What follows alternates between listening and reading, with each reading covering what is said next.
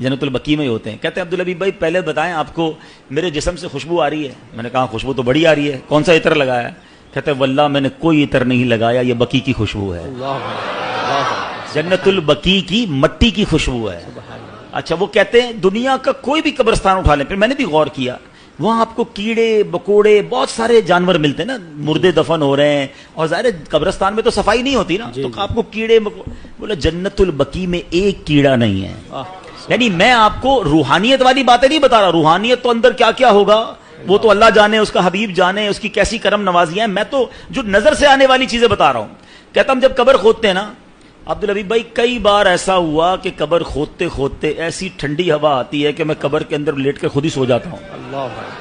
कभी गोरकन को कब्र में सोते देखा है? कहता है ऐसी ठंडी हवा होती है, मैं सुकून इतना होता है, मैं काम करते करते उधर ही लेट जाता हूं कब्र के अंदर, नींद भी आ जाती है। मैंने तो उसके हाथ चूमे और कहा आप ही दुआ